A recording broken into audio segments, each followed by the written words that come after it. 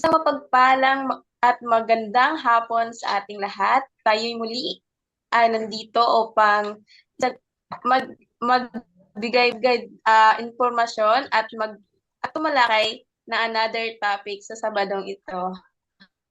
Hi,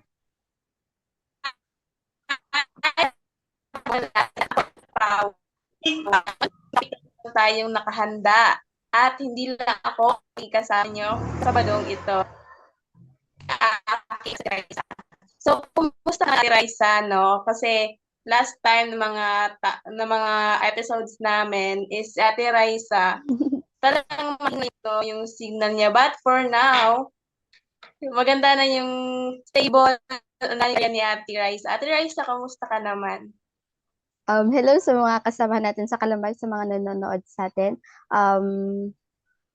Ngayon, naninibago ako kasi parang nagsimula ako ulit sa Kalambag kasi nga ilang weeks din na pawala-wala ako and masaya ako na nakahanap ako ng stable na signal para syempre matapos ko din itong buong episode nito ng Kalambag ngayong Sabado. Hello sa inyong lahat. Hi, hello. Kuya Akim, kamusta ka po? Yung ultimate kakalambag. Oo. Ayan, so far, no, ang tawag nito. Parang, ewan ko ba, nawawala-wala yung signal kasi medyo makulimlim. Pero sige, sana no, hindi mo.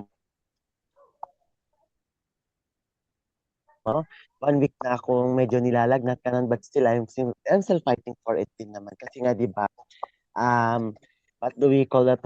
Last week kasi I'm doing my naikandak ko na yung thesis ko, but in-extend ko Wow. until Monday kasi nga may kulang pa rin, but still keep on going pa rin, no? So, yun lamang po. And of course, no, ang daming kaganapan sa school kahapon, but still, kumbaga laban pa rin, oo, kasi nga, that's life of the student leaders as well. And of course, something that is, tawag nito, something dilemma ngayon that I will facing right now, but still praying for God that I will successfully, I am successfully choose what's the best for me and also the people around me. So, yun lamang at maraming salamat. So, go back to you, Raisa. Ay, Raisa na Raisa, Rhea pala. At by the way pala, last week na napag-usapan natin National IP Day, oo, no? Tayong mga katutubo, lahat tayo ay katutubo kasi nga, of course, saan ba tayo nagmula kundi dito sa bansang Pilipinas? Ayan, so ayun, dami namin na pag-usapan with Roger, ako, sino pa ba yung nandun? Of course, nandun din si Rhea. No, na talaga nagkulitan din kami doon, but still we made it as one part. No? So, keep on going pa rin, guys. And of course, go back to you, Rhea. So, ayun. Thank you, Kuya Akim. Last week, maganda din yung topic namin. Ngayon, sabi ni Kuya Akim, yung school namin, sa mga hindi nakakalam, kami po ni Kuya Akim is schoolmate po kami. I'm a freshman, first year college, and kahapon po yung aming freshman day. Ayun, maraming nag-enjoy. So, shout out sa lahat ng mga taga USM KCC, Kidapawan City Campus. Hello po sa inyong lahat. Comment down po kung nanonood po kayo ng Kalambag every Saturday. So ngayon, isang magandang topic naman nakahanap. Ito ay tungkol sa International Youth Day. So, napapansin ko sa mga barangay ngayon dito sa amin is kasi kami yung tinatawag na Linggo ng Kabataan. So, ayun ay nakakonect sa topic ngayon, di ba? So, Kuya Akim, para sa iyo, ano yung definition mo sa salitang Youth Day? Ayun. Sige. Ano ba to? Mr. and Miss Freshman pa rin ba to? Ayan, Kahit ano. so for me, International Youth Day talks about how one community para hindi siya masyado mas mabigat. Kung paano tayo mga kabataan can give not just happiness but also an impact a contribution that is can help, no, to our co-students, co-youth, and of course to solve some issues and problems that is currently happening in our society.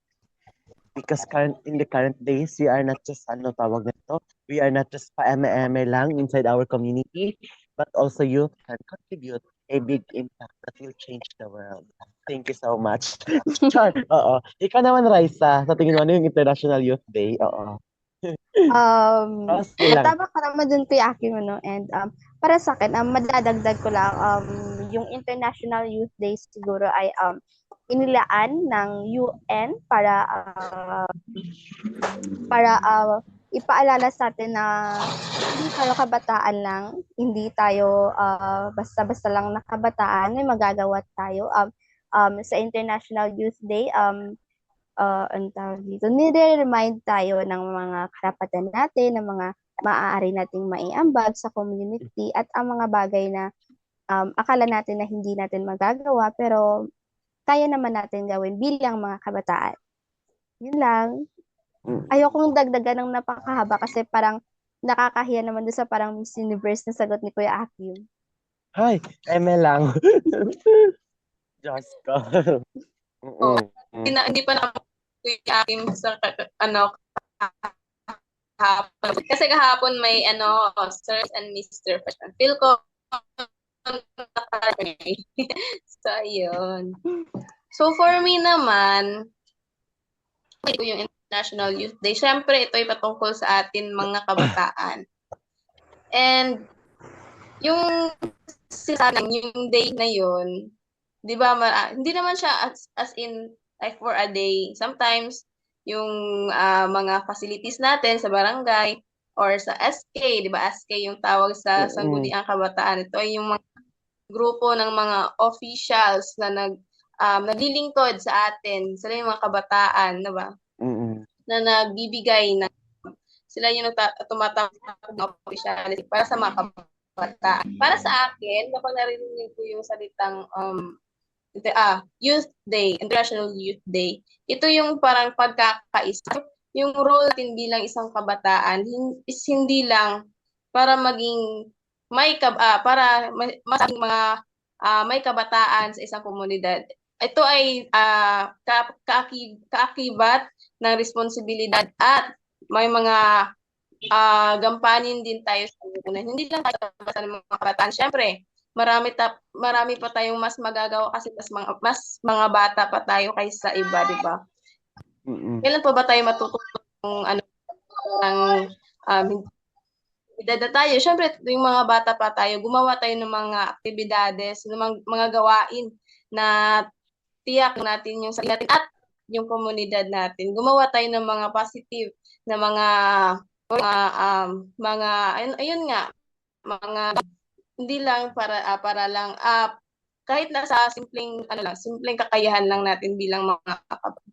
So ayun, galaw po tayo, wag po natin hayaan na kainin tayo ng tema na nandiyan na tayo sa bahay, cellphone, ganyan. Kilos-kilos din tayo bilang isang cargo mover sa ating community. So, ayan, no? Thank you so much, Rhea, no? So, gusto rin natin malaman, no, kung sa mga kabataan ngayon, paano nila sineselebrate o paano nila pinagdiriwang o ginugunita, no, ang lalariwang ang International Youth Day. Kasi nga, di ba, you mentioned a while ago na meron tayong mga ligo ng kabataan, ganon. So, sa inyo ba, Raisa? Kasi sa akin, no, we have no particular events na sinasabi natin that this is for the International Youth Day. Kasi sa akin kasi it's this day just to remind us our purpose as a youth in this community that we can contribute ganon.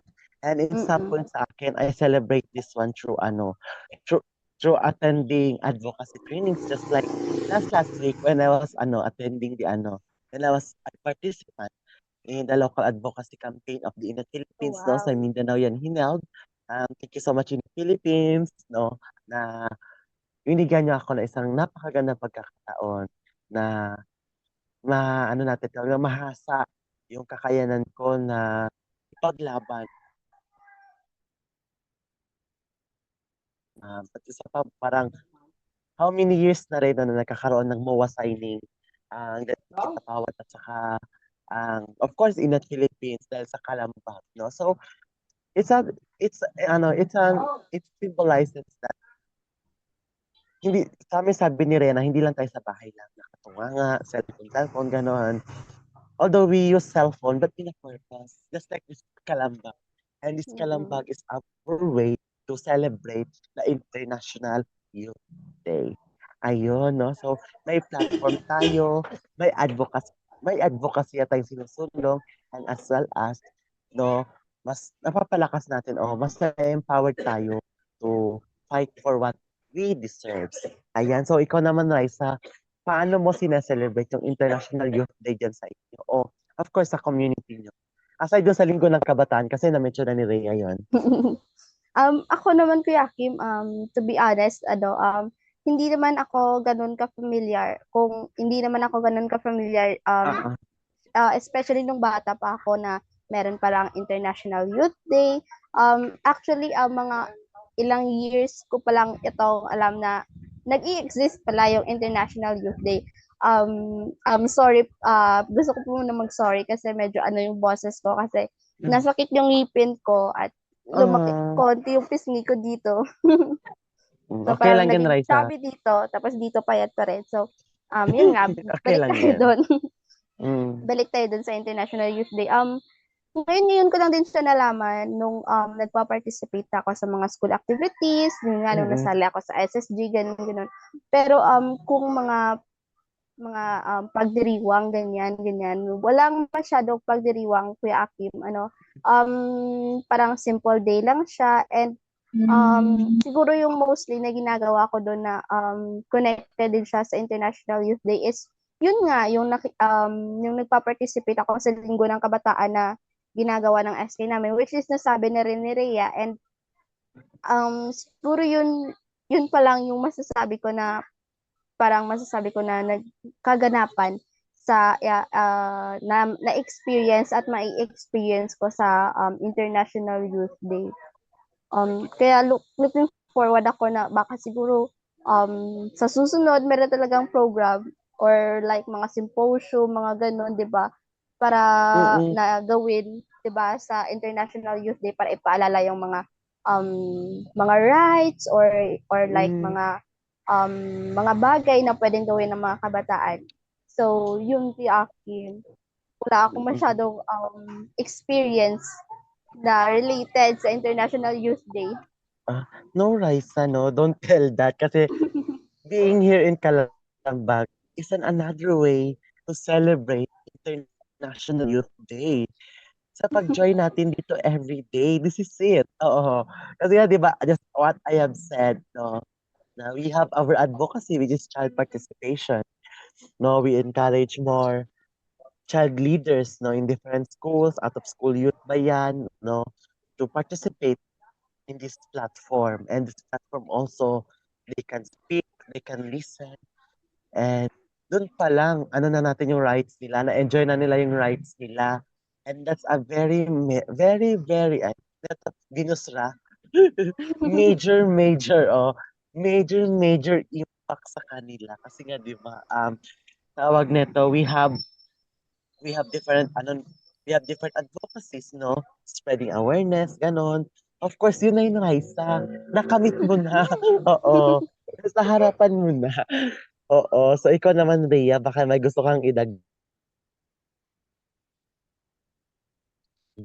So ayun, marami nang nabanggit si Ate Rai sa kanila. Celebrate yung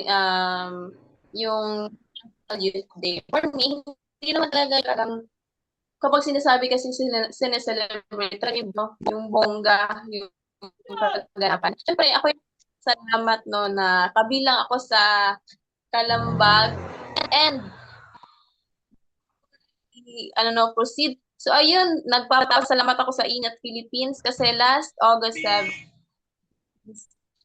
signing of MOA signing dito sa Kidapawan City. So next, sa susunod na mga episode, marami na naman tayong mga members na talagang kapag pagdating sa talakayan talang mga di-calibre yung mga bunganga nila, magdagdagan na naman tayo. So yun, back to the topic, yung simpleng ano na lang, yung, siyempre may mga iba't ibang communities yung Facebook, di ba? Yung mga iba't ibang platforms, mga apps. Ganon, siyempre sometimes kapag may time ako, I tend to scroll Facebook natin. Talagang kapag free time natin, social media ako. So ayun, sometimes may mga group akong nakikita sa wall, sa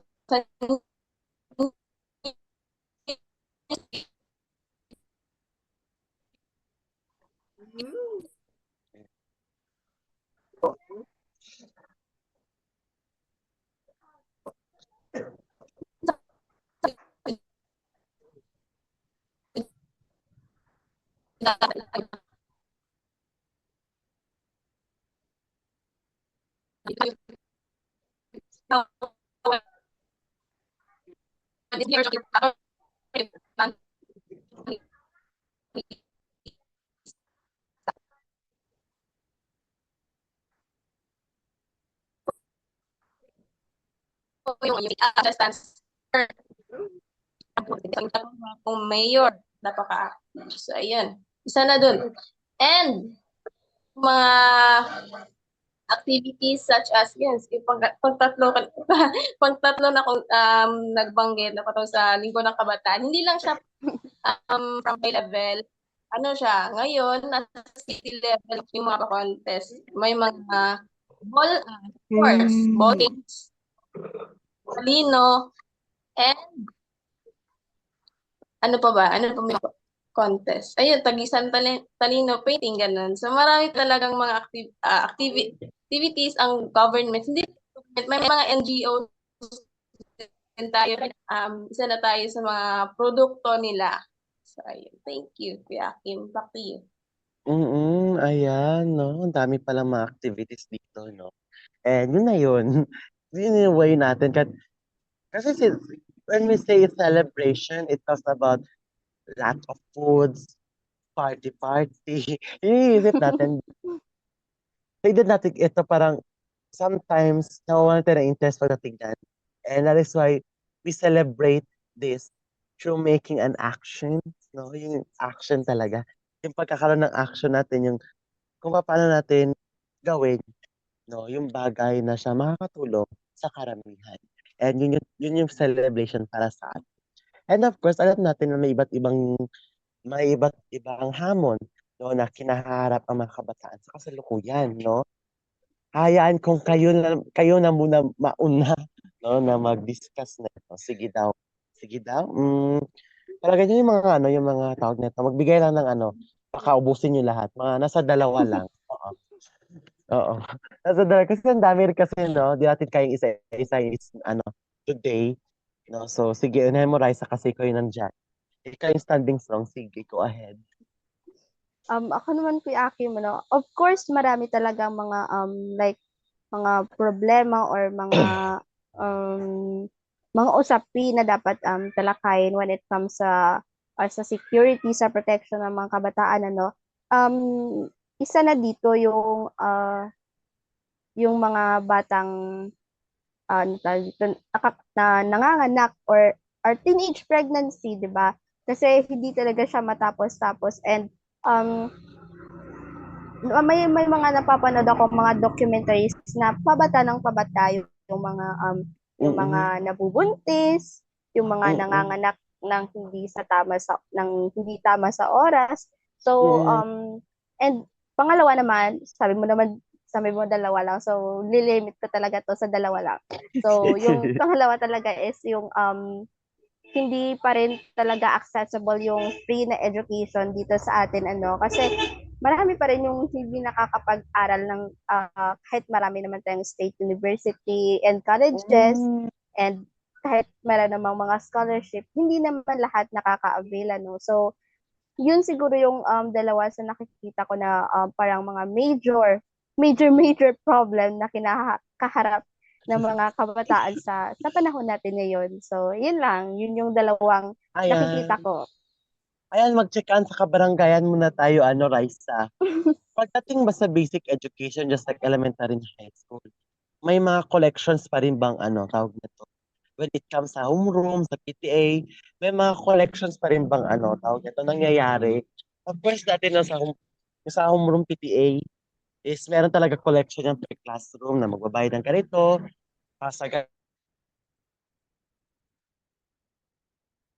na gagamitin ng PTA officers para sa mga projects sa school as a whole.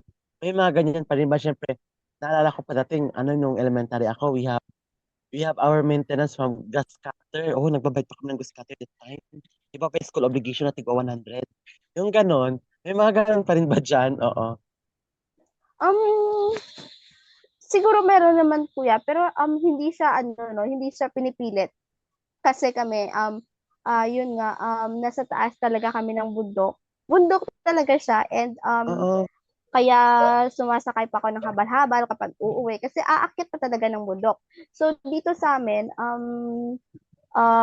meron mga contributions na mga ganyan pero hindi pinipilit yung hindi kayang magbigay kasi yun nga nasa bundok and hindi naman lahat kaya talagang magbayad kasi hindi naman lahat is merong stable na trabaho. Yung iba Oo. nakadepende lang din sa pagtatanim ng bulaklak kasi medyo marami dito sa amin.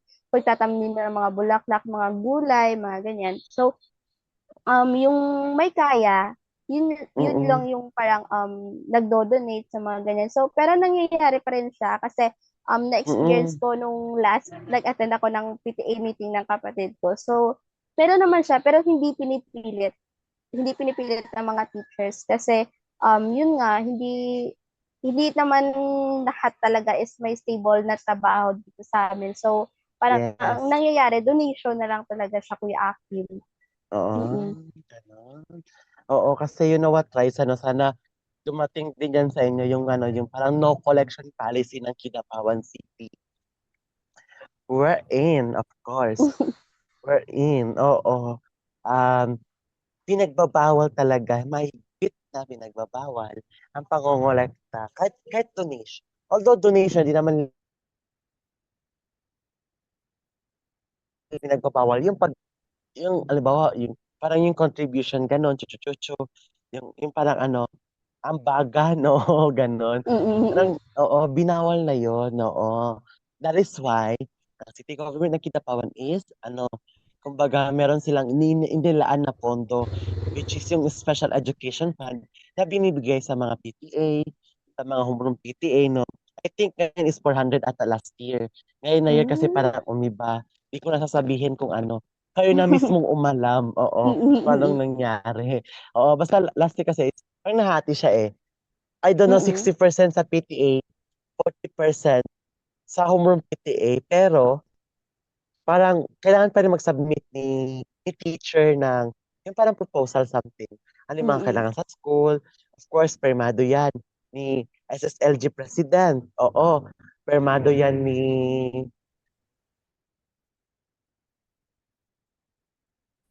PTA, ni principal, ni tawag nito assistant to the principal, kung sino pa ba yung mga heads. ComEd chair, of course. Yung mga other stakeholders yan.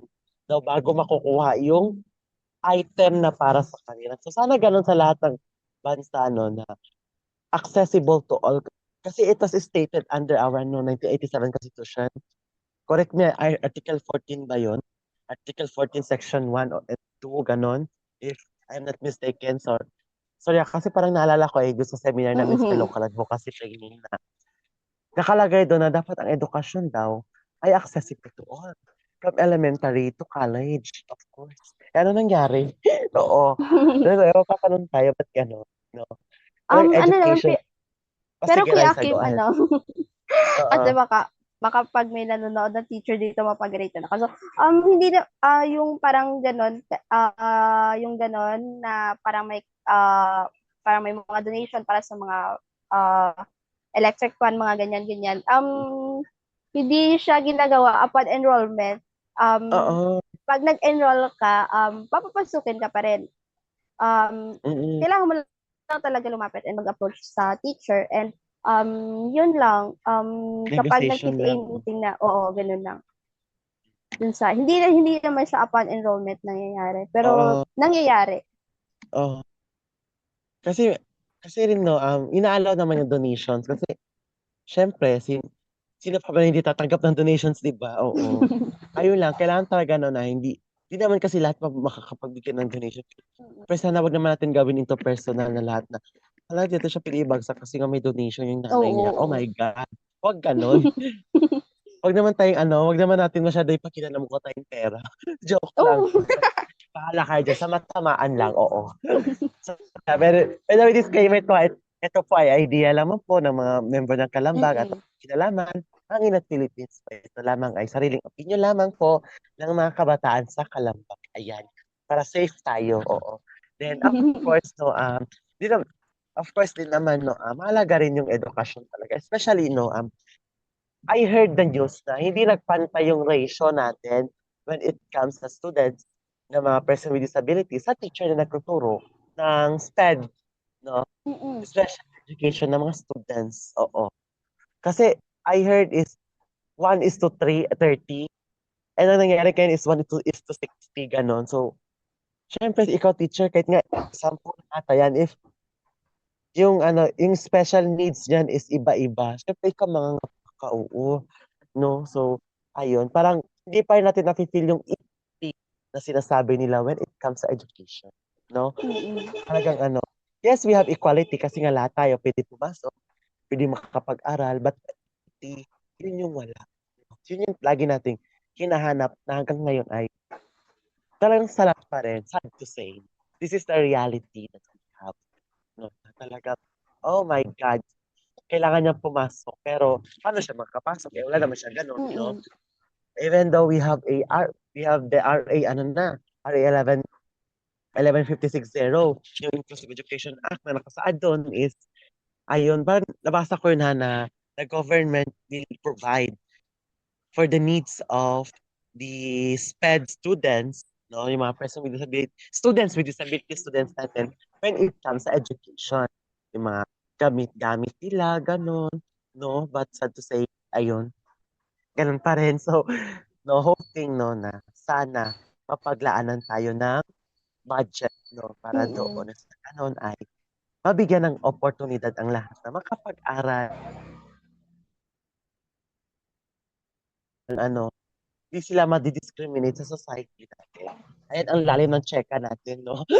Ayan, pero isa lang binanggit ko, pero ang dami kong cheka. Ayan. So, kaya naman, Raisa, no? Paano ba natin, no? Paano ba natin ipapahayag ang ating mga salubin at paniniwala sa pandaigdigang platforma gaya ng social media at online activism? Actually, kasi, no, this, Kalambag is also a platform.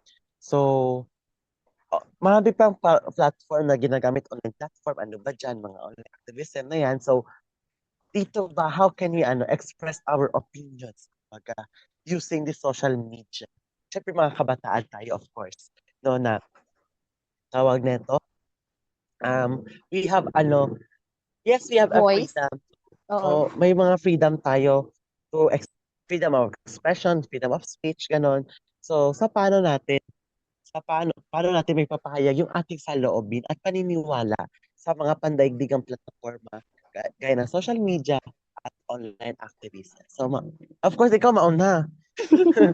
Dadalawa Ano na na tayo kasi dito kay dalawa na Akim. iwan. Oo. Oo. Syempre, ako naman Kuya Kim, lahat naman tayo pwede tayo magbigay ng opinion, di ba? Pwede tayo mag-express ng mga opinion natin sa kahit anong online platform kasi lahat naman tayo siguro is may access mula sa Mm-mm. Facebook, Instagram, TikTok, mga ganyan. So, pero nasa sa atin din, lahat tayo ay pwede mag-express ng opinion. Pero may responsibilidad tayo na mag-spread ng mga opinion na uh, pwedeng pamarisan and ang tawag dito, parang magre-radiate siya ng magandang magdudulot din siya ng kagandahan sa ibang tao. Dito sa amin very timely yung pag-express ng opinion kasi dito sa amin Kuya Akim nitong Mm. mga nakaarang araw maraming parang mga awareness post mga ganyan na sabi daw is parang nangunguha ng mga estudyante, mga ganyan. Yung Oo. latest na post is parang binunot na yung estudyante sa harapan mismo ng school nila School. and pinasok sa isang van.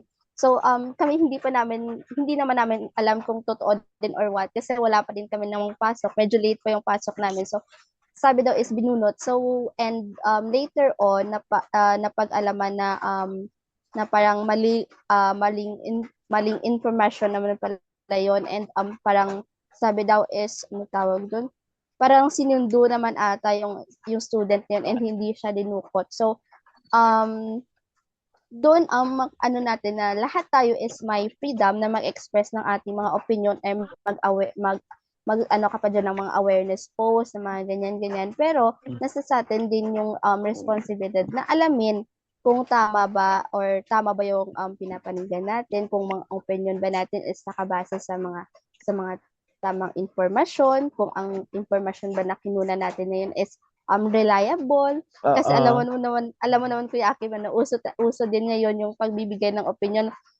Isa na doon sa pagkapanalo ni Yulo at ang Oo. mga drama sa pamilya nila, di ba? Uso din yun yung magbigay ng opinion about dyan. So, dapat sa pagbibigay ng opinion, siguraduhin natin na yung mga kinuna natin ng mga facts, ng mga information na yan is reliable and yung facts na kinuha natin dapat factual din. And sa pagbibigay ng opinion natutunan ko ito sa aming school paper nung elementary ako at high Oo. school na kapag bibigay ka ng opinion, siguraduhin mo na makaka-contribute siya ng kabutihan sa kapwa mo. Hindi lang yung basta-basta nabigay ka ng opinion. Ay, huwag kayo, may freedom of speech ako. Pwede kong sabihin kung ano man ang gusto kong sabihin kasi meron akong freedom of speech. Dapat huwag nating abusuhin yung freedom of speech na yan and bilang mga kabataan, dapat tayo ang pamarisan ng mga susunod Oo. na mga henerasyon and dapat ipakita natin sa kanila na ito dapat yung ginagawa natin. Hindi tayo dapat maging fake news peddler, dapat Oo. hindi tayo maging pamarisan ng mga parang tawag dito, parang mga homophobic na nagsispread ng mga maling information and wag nating tawag dito ang term dito, i-romanticize yung mga nagbibigay ng opinion para lang masabing, oh, makapagbigay ako ng opinion, wag mo kong anhin kasi freedom of speech ko yan, ganyan, ganyan. So, dapat tayo bilang mga kabataan sa International Youth Day, dapat alalahanin natin na dapat tayo maging responsible sa mga actions natin and especially sa pagbibigay ng opinion kasi pamamarisan tayo ng mga henerasyon na sumusunod sa atin. Medyo Yes. napahaba ko yung active. Oh, no problem. Kasi, of course, kasi may follow-up question na rin kasi ako naman. Of course, no? Kasi nga, di ba, uso ngayon yung pagpo-post. Also in social media. Just like perfect body, perfect relationship, everything that is perfect inside social media. Perfect lives, ganon. Somehow kasi, of course, minsan, of course, mga kababaihan, no? Tayo yun. Tayo yun, oo. Sometimes we really love to flex our body, no? Naka-swimsuit, ano ba yan? With all the ganon-ganon talaga. O swimsuit, oo, ganon na yun. Then, somehow, pwede kang mabastos. And in the other side, pwede kang mabash. Do you think it's a form of freedom expression? Or it's up Ang to saan kuya? us Yung on how, pambabash or yung yung pag-post mo ng yung mga dalawa, pictures mo? Mm. yung dalawa. Kasi sometimes mababody shame ka, gano'n, oo. Sometimes, pwede kang, oo, gano'n. Kasi it's about issue pa rin ay Mm. yung parang mahaharas ka because of the picture na sinend, gano'n. Parang sexual harassment, kung ano ba yon. Tapos somehow then, pwede kang mabash kasi nga through body shaming. So, what is your idea about that? Kasi nga, social media yung naging platform nila to express themselves, gano'n. Mm. Grabe naman Kuya Aki, wala pa kaming pasok. Pinag-oral recitation mo na ako. Siguro ako naman, dalawa siguro yung ano natin dyan, yung tignan natin yung side yung iba't ibang side kasi hindi naman tayo basta lang magpanig doon sa isa and pabayaan natin yung isa and magpanig din pabayaan natin yung isa. So siguro ako doon sa nag-post siguro parang kasi ang sa akin naman parang right naman nila yun kasi account naman nila yun and parang katawan naman nila yon kasi iba't iba tayo bilang mga tao kasi meron nga tayong multiple intelligence, meron tayong iba't ibang way para i-express ang sarili natin kasi individual tayo meron tayong parang pinagkaiba so magkakaiba tayong lahat so we are Mm-mm. different kasi nga yun nga Yes. individual so um siguro hindi naman mali ang ma-express ng sarili mo sa social media kasi kung ano man ang meron ka, I'm sure na pinaghirapan mo din naman 'yan. And ang isa sa pinakamabuting gawin ng tao para um isa sa pinakamabuting gawin ng tao para sa kanyang sarili is mahalin ang kanyang sarili and i-accept ang Mm-mm. i-accept ang kanyang sarili. So, siguro wala namang mali kung mag-share ka ng mga gano'n tungkol sa buhay mo. Pero, 'wag sobra-sobra kasi lahat ng sobra ay nakakasama and, Kasama. Yes. kapag sobra maaari ding gamitin 'yun ng tao laban sa atin and, siguro dun naman sa part tayo ng mga nangba-bash or mga ganyan-ganyan, mahilig sa mema sabi, mga ganyan. Oo. Um, siguro hindi tayo dapat gumanon or like Oo. basta-basta lang "Ay, ang pangit mo naman, bakit ka gumaganyan, ganyan, ganyan, ganyan." Kasi nga hindi na Oo. kasi naman, kung magkakaiba tayo ng standards, magkakaiba tayo ng ng mga ano na lang, magkakaiba tayo ng mata. Iba't iba, sabi nga 'di ba, the beauty is in the eye of the beholder. So, Oo. siguro 'wag tayo basta-basta, mag-indulge sa mga ganyan. Lalo pa kung, sa tingin mo is, ah, lalo pa kung yung pag-post ng ganyan ng tao sa social media is yung tanging bagay na nakaka-boost ng confidence niya. So, sa isang ano mo lang is nasira mo na kaagad yung confidence na na-build niya. Malay mo, binild na yun ng napakahabang taon. So, sinira mo lang sa Mm. isang post mo Mm. lang. So, and isipin natin na siguro parang nire-remind ko, sinisingit ko lahat lagi ito sa mga reportings ko sa school na alalahanin natin sa lahat ng bagay na gagawin natin, alalahanin natin yung golden rule, 'di ba, na huwag mong Mm. gawin sa iba yung mga bagay na ayaw mong gawin sa'yo. Kasi kung ikaw din naman 'yan, syempre masasaktan ka din. Sino ba naman yung hindi masasaktan kapag binash ka, 'di ba? Or parang Mm. shame or binody shame ka, 'di ba? So, hindi tayo lahat perfect pareho meron tayong iba't ibang preferences, pero dapat i-accept natin yung tawag dito, yung diversity ng mga tao na may kanya-kanya tayong ganda. Wow, sa akin pa Ah, nanggaling. May kanya-kanya talaga tayong ganda, and meron tayong kanya-kanyang, definition ng, sexy, pogi, ganyan, ganyan. So, nasa sa'tin na lang kung paano natin i-accept yung sarili natin and, um, ah, dagdag ko lang dun sa mga parang namba-bash ganyan, hindi naman nila kasalanan kung bakit ganyan sila sa paningin mo, 'di ba? So, siguro ikaw yung may mali kasi hindi ka naman nila pinipilit na, "Uy, tingnan mo ko sa ganyang, point of view," ganyan, ganyan. Nasa sa'yo 'yan kung babaguhin mo yung point of view mo sa kanila or magsi-stick ka diyan na alam mo naman na nakakasakit ka and, alam mo naman na parang may tinatapakan kang tao. So, yun lang yung sentiment ko dun sa mm, sinabi mo, Kuya Aki. So, parang sige. hindi ako basta-basta magbibigay ng opinyon na parang mabigat. Kasi mabigat yung question mo, Kuya Aki. Yes, Dapat hindi ba? pero you Mm. know what? You're very intelligent, no? You're very smart Ay, wow. answering the question. Kasi nga, di ba, inalam mo yung both side, no? So, sana naman Mm. sa mga bashers dyan, sa may post tandaan yung sinabi ni Raisa. Oo.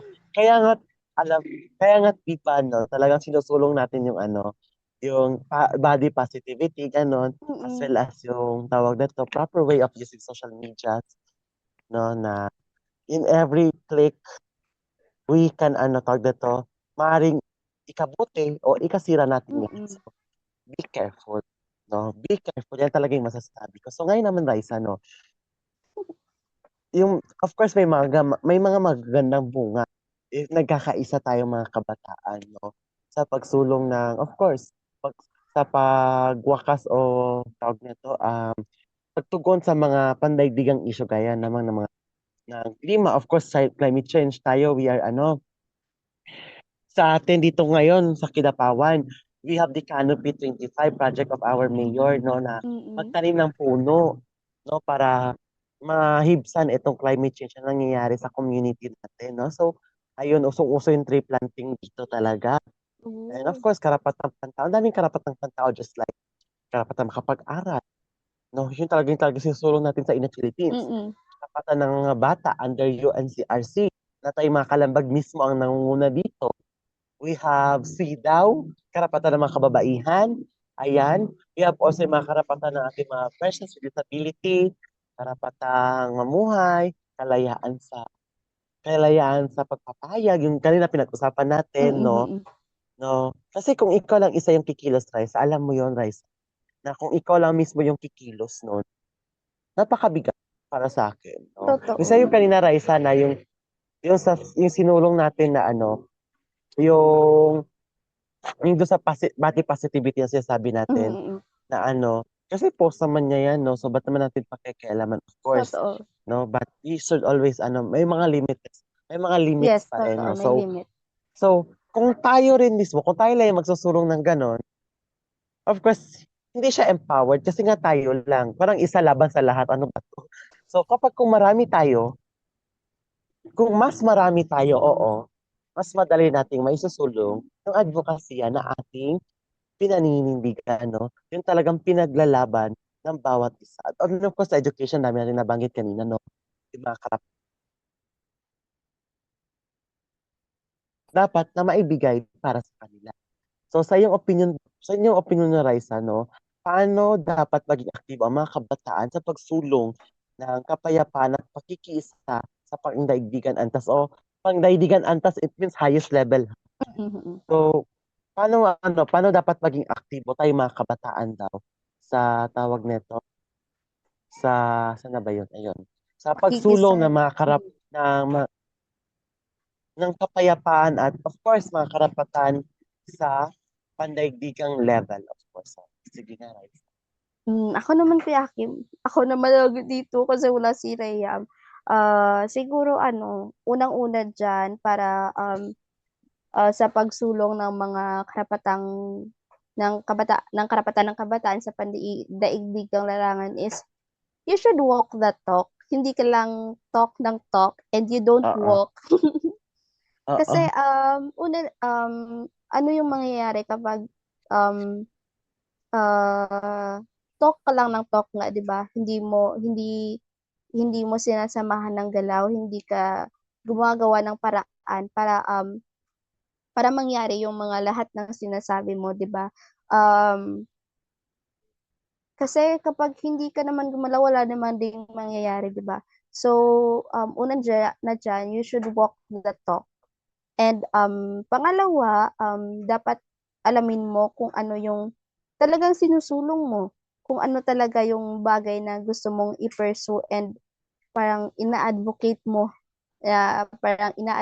kasi kapag hindi ka familiar sa mga bagay na ina-advocate mo, kunwari nagsusulong ka ng um, free education or like body positivity, pero wala ka namang ginagawa, dyan ka lang, parang display ka lang sa team ng body positivity, dyan ka lang, parang display ka lang, wala ka namang ginagawa, or like, hindi mo naman alam kung ano talaga yung body positivity, parang sumali ka lang for clout, wala ding mangyayari. So, dapat inaalam mo kung ano yung mga bagay na sinasalihan mo and yung mga bagay na ina-advocate mo, na-advocate ka.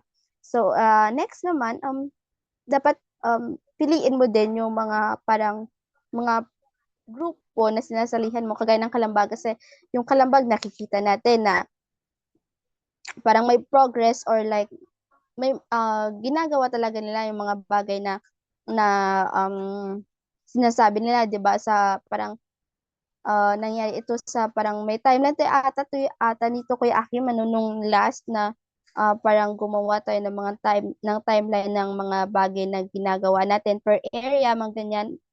Hindi ko maalala kung ano yung program nung last, pero basta tagal-tagal na rin siguro yan kasi parang grade 12 pa ako nun. Dapat salihan mo din yung mga grupo na alam mo may progress talaga. Hindi naman sa inaano natin yung mga nagsisimula pa lang pala. Pero yung alam mong ano tawag, hindi ko siya matagalog, hindi ko alam yung term sa Tagalog. Parang kasi yung term na namin dito sa Negros is parang mihura, yung parang hindi ko siya ma-pinpoint sa Tagalog. Ang hirap na to. um, Basta yun dapat alamin mo yung mga bagay na uh, basta maging familiar ka lang, hindi yung parang for clout lang.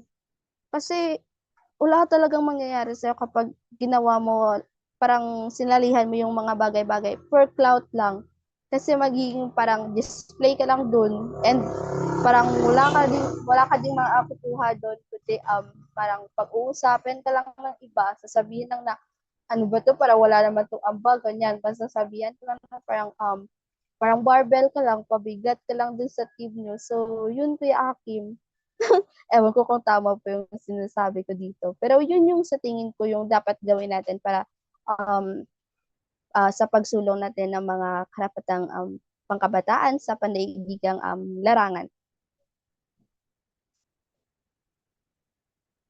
Nakamute ka ata, Kuya Akim. Hindi ka namin marinig. Ay, yan, nakamute, no? Kasi sa akin, yun yung mga stepping stone ko rin. Una, Mm-mm. syempre, nakalambag, ano ba itong pinasok ko? Oo, yun. Ano ba yung Mm-mm. pinasok ko? No, akala ko for just one time lang to na Mm-mm. magla-live ako. Of course, sa division office pa. COVID-19 pa that time. Ano ba itong pinasok ko? Talk lang ba to ng talk? Wala bang walk, ganon? Saan ba yung walk dito? Thinking na yung ginagawa natin, yung pag-organize ng ganito, is considered yung pag-organize pa lang, sa pag-planning pa lang, no, sa mga questions na ilalabas natin, is considered as talk. I walk rather, oo. Mm-mm. Despite na ang dami natin responsibilities in life, but we still walking for it. We still doing for it. Yun na talagang pinaglalaban natin. And aside from that, no, mas lumalawak yung pamilya natin na isa dito sa Kalambag, no? So, ang dami na Totoo. natin. And next week or baka mahabangan natin yung mga news set ng officers ng Kinatawan. Kahit abang-abangan niyo yan, ha? Huwag kayong mawawala, Char. Oo. Yun din, no? Magandang part din doon na tayo mga kabataan, we can contribute. Hindi lang doon sa pabonggahalang event, ganon. So, kasi sa mga awareness na yan, sa mga symposium, sabi nga nila, is doon tayo makakakuha ng strength on how we live in this contribute. Kasi nga sa mga symposium, ganun, no? Ano yung mga gawa Mm-mm. nating kabataan? Oo. Yun yung kadalasan na ano. And of course, para mag-active tayo, of course, yung passion at dedication natin for this. Mm-mm. Kumbaga para siyang sa Miss World. I don't know kung nanonood ka ng Miss World, Raisa. Yung Sige, parang Kuya beauty with Akim. the, yung parang beauty with the purpose nila na Mm-mm. which is their advocacy that connects to their lives as a candidate. Say for example ako, um, Sige, Kuya Akim, sige, ilaban mo yan. oo, halimbawa ako, no, single single parent yung nanay ko, then Mm-mm. I feel how she works para sa amin, ganon, ano yung sacrifices niya. Of course, ikaw, yun yung i-advocate mo na kailangan magkaroon ng opportunities for the single moms. Ano, ano yan advocacy yan ni Tracy Morin Perez, which is yung, ano tawag nito, yung title, basta may title yun, yung para kay nanay, a single Okay. mother's journey to love, oo. Tapos naman last year, no, yung kay, yung nanalo sa BTV na purpose is yung kay, Jean Villasano, yung parang yung speech pathology siya, then, yung tinuturuan niya is more sa person with disability, na kung saan, no, ah, ano, kumbaga yun, tumutulong siya sa mga communities. Kasi yun yung course niya speech pathology. And makakatulong siya doon sa may mga special needs when it comes sa pagsasalita. And of course naman sa akin, no, dati yung bata ako, napagkaitan ako na, of course, opportunity to join in the different activities due to the to financial, instability. But currently, I'm encouraging more youth na or mga kabataan to join Kalambag.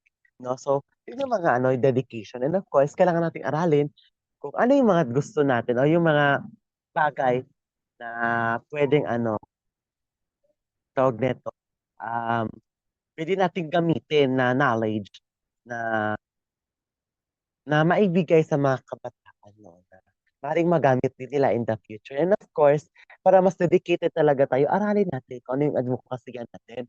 Alaman natin yung mga existing laws na nandoon sa what do we call that, yung mga existing laws na nandoon sa nakapaloob doon sa advokasya na yun nakalambag. O yung advokasya na isinusulong natin, of course. No, parang ako na lang isa na so. Ewan ko ba magwa one-on-one talk ako ngayon? Oh my God. Hintayin natin magkabalik yung dalawa. Or baka tingnan natin, no? So, ayun, no? Then, of course, no, marami nagtatanong kung ano nga ba yung mga pangarap namin mga kabataan, no, sa hinaharap, no, na kung paano natin may sasakatuparan sa pamamagitan ng mga advokasya natin. Kasi nga may mga dreams tayo in the futures, no? Sometimes, no, sabihin natin na, ay, gusto ko ganito yung world natin. Gusto ko yung society ko, maging katulad nito. Parang fantasy world lang ang like. No? It's just like fantasy world na sometimes mahirap i-achieve due to some barriers that we can face. So, yun yung hirap na we can face different barriers. But sad to say, kaya natin to. No, sa akin naman kasi, of course, we youth, naalala ko yung sabi ni Iliana Aduana, no, na as a human, no, as women kasi ginamit. So, sige, i-shift na lang natin. As youth, we are the tower of strength, a pillar of hope, and a champion of purpose. No? Of course, kung meron tayo nun, tayo yung kalakasan, tayo rin yung pillar of hope na tayo yung pag-asa, of course, tayo yung kampiyon na, of course, yung purpose natin na magkaroon ng pagbabago. It is easy for us to do something for it. It is easy for us na to achieve what we want to have in the future. Just like, so for example, sa akin, yung lagi kong sinasabi talaga na magkaroon ng free access of education ang lahat ng tao, not just equality, equity yung hinahanap natin na if kulang ka ng ganito, bibigyan ka ayon sa pangangailangan mo, ayon sa kinakailangan mo, hindi ayon sa kinakailangan ng karamihan. Kasi sometimes, no, siya kailangan niya yun, then, magkaiba kayo ng pangangailangan, ika nga nila siya. Just like example, ganito. Person without disability and persons with disability. Of course, kung bibigyan natin pareho ng notebook, kasi kailangan din yung dalawa nila, no? Notebook, papel, school supplies, and whatsoever. Of course, ang alam natin, of course, ang makakapag-aral lang is si persons without disability. Kasi nga, yun yung talaga yung kailangan niya. How about si persons with disability? Sometimes, kailangan niya ng wheelchair para makapunta siya sa school. Kailangan niya of course, yung facility rin, kailangan inclusive din. Para yung wheelchairs o yung parang yung tungkod ba yun, yung parang nilalagay dito, is magamit niya pang-akbang dun sa mga stairs. Para di na kailangan umakbang. Parang pa-slide na lang na na stairs, hindi na yung parang hagdan-hagdan talaga. So, yun yung mga other needs ng person with disability. So, hindi siya matatawag na equity, na fair. So, that is why we wish na sana in the future magkaroon ng ganong sa mga person with disability natin. And of course, mawala na yung mga discrimination against person with disability as well as sa gender biases, sa race, kung naman kasing diskriminasyon niya na posibleng mangyari, umaga, posibleng mangyari in or any institution ba yan, government or private institutions ba yan, no? So, para sa akin yun, no, na talagang kailangan naman sa katuparan kung sama-sama tayong lahat doon. Say for example, hindi lang ikaw yung kikilos sa sarili mong advokasya, no? Gaya ng Init Philippines, no? Aside sa kanila na meron silang mga national directors, may president, vice president, of course, they have different organization, partners organization na tawag nito, na pwedeng tumulong sa kanila to contribute, to fight for advocacy, and of course, ilabi kung kanino sa mga tamang tao na pwede nating lapitan. And that's what we call pagkakaisa. No, sana no, in the future. Sorry, ilang beses ako naka-attend ng mga lobbying. Pero sana maka-attend ako to the highest level na lobbying, no? Yung mga ganon. Just like sa Senate hearing, no? Sa Congress, sa hearing sa Congress, ganon. Maganda yung mga ganon. Sana in the future, mabigyan tayo ng pagkakataon. Char, no? Ayun, no? Di talaga nakabalik yung dalawa. Pero iniwan talaga nila. Bad nila, no? Char, joke lang. Kasi talaga ng internet connection at saka itong gadgets na minsan ginagamit natin is hadlang din minsan, no? Pero wala tayong magagawa dyan. Yan na yun eh. Dahil sana in the future din naman, no, na lumakas yung internet connection natin. Kasi having this high technology rin, yun din isa sa mga pangarap ko rin, no? Na magkaroon ng internet, mas malakas na internet connection. And sa ganun ay, of course, makapagbigay tayo ng, or makarating ang Kalambag sa iba't ibang places, no? Na makatulong din sa kanila as well. No? So, gamit natin advocacy sa Init Philippines, no? In different sectors. No? May from agriculture, may from tricycle drivers, may from other fields then. But they decide to ano, to connect to each other. Ano ba yung tawag doon? Yung coalition, sabi nga nila. Yung coalition na yon is to have one purpose, and that is to fight for education. Kasi lahat naman ng sectors may contribute when it comes to our education. Just like example, sa agrikultura. Sa agrikultura, of course, no, aside sa makakapagbigay ng healthy foods sa mga mamamayan, sa mga batang Pilipino, of course, may income din yung mga farmers natin to use, magamit nila sa pagpapaaral ng mga anak din nila, no? Yung mga ganun na mga ways. For example naman, sa mga tricycle drivers naman, sa mga habal-habal drivers, no? Meron silang advocacy din na ano, of course, sila yung maghahatid sa mga bata na tawag nito, maghahatid sa school sa mga bata para sa ligtas na paraan na para mahatid nila yung mga bata sa mga sa kanilang paaralan ng ligtas. Of course, nandun na yung provision at saka protection. And tayo sa Kalamba, participation naman yung sa atin. So, ayun, no? At sana marami pang mga sectors, no, na, na tumutulong para sa edukasyon ng bawat Pilipino. And of course, bilang kabataan, no, ano kayang kaya nating ibigay, no, ialay para magkaroon ng magandang buhay. Hindi lamang sa community, of course, sa society na rin, at saka, of course, sa whole world na rin, no. So, ang dami natin pwedeng maibigay, ganon. Hindi lamang through words, through actions, no, through kung ano ba yan. Of course, marami tayong pwedeng ibigay. Pero sa akin lang muna to, ha. Kasi, meron kayong other answers dyan, you can share it to our comment section and next week, babasahin namin yan. No? So, ganon. Na talagang nabibigyan natin ng mga pagkakataon na yung mga kabataan na makapagsalita, mahayag yung sarili nilang opinion.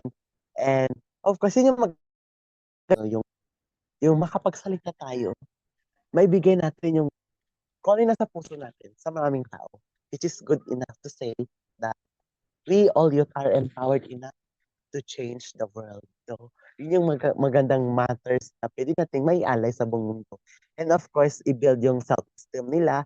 Just like here in Calambag, you know what, before, um, when I was started pa lang here in Calambag, parang utal-utal ako magsalita. Yung parang putol-putol kasi ang kinakabahan. And I remember that time I prepared how many page of Manila paper kasi magsto-storytelling daw ako. Parang, I think nasa 10 pages. But still, naitawid ko rin yun, no, ng maayos. And di ko nagamit yung ano na yun. Kasi nga, di ba, parang lahat ng lumabas sa bunganga ko is galing sa puso ko at hindi galing doon sa sinulat ko. So, yun din yun. Kumbaga, nagkaroon ako ng kumpiyansa sa sarili ko na, ay, I can do it. No? Yung, of course, yung positive organization, di maiwasan, no? Na yung mga pagkakamali, yung mga unintentional na mga pagkakamali, but still tayo as a leader, as a coworker, we should know how to adapt situations as well as, of course, yung walang trobang mangyayari, walang positive lang at all time. Kumbaga, fight, fight, fight lang talaga. So, ang dami natin na pag-usapan here in Kalambag. Una nawala si Rhea kasi nga signal din siguro. And of course, si Raisa naman nawala baka siguro in some reason din, but hindi ko pa alam. At aalamin ko yan mamaya. No? So, thank you so much, no, Kalambag, for having, of course, this opportunity to say, to speak, of course, to share our thoughts dito sa platform na to. So, kanina na pag-usapan natin, no, yung ano ibig sabihin ni Kalambag, ay, not na Kalambag Day, International Youth Day, ano yung mga ginagawa namin during International Youth Day, hindi lamang sa, kasi yun yung way namin to celebrate International Youth Day. Hindi lang pang one day, kundi, of course, pang entire year na rin. So, pang lifelong na rin, lifelong learning, gano'n. So, napag-usapan din natin yung mga different problems na kinakaharap ng mga youth ngayon, as well as yung marami pang mga problema and ano yung pwede namin maibigay, ano yung matutulong ni education, no? Ano yung mga contributions ng ating education to fight for youth's rights, gano'n na rin. So, if gusto niyo pa pong balikan ng episode na to, just follow po Kalambag, no? For more announcements po, no? Kung gusto niyo pong panoorin po ulit yung mga episodes natin for Kalambag, nariyan po ang Kalambag official Facebook page po. And of course, cross-post po tayo sa iba't ibang social media page po na partners ng Inet Philippines, no?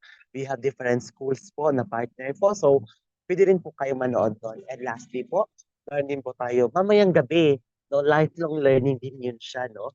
Na hindi naman sa adult, kundi para sa ating lahat. Lifelong learning nga, di ba? So, ayun, we have Senior City, no? Mamaya po yan, 7 to 8 p.m. po yan.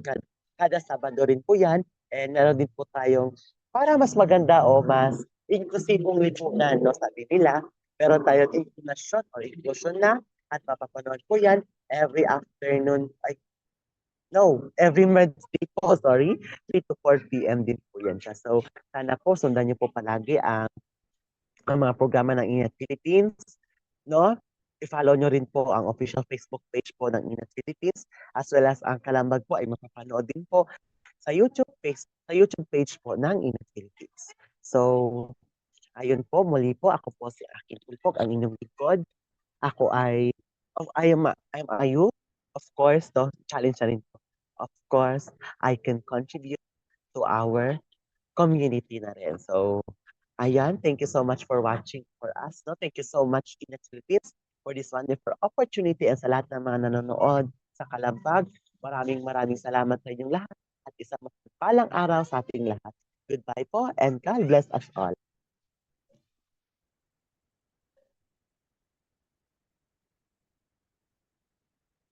See you next week.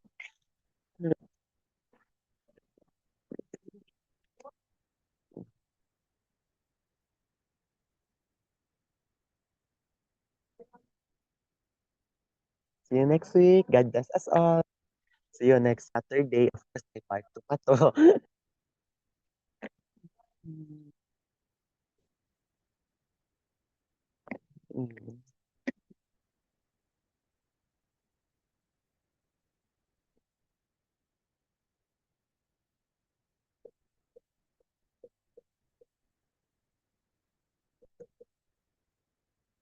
Hello po.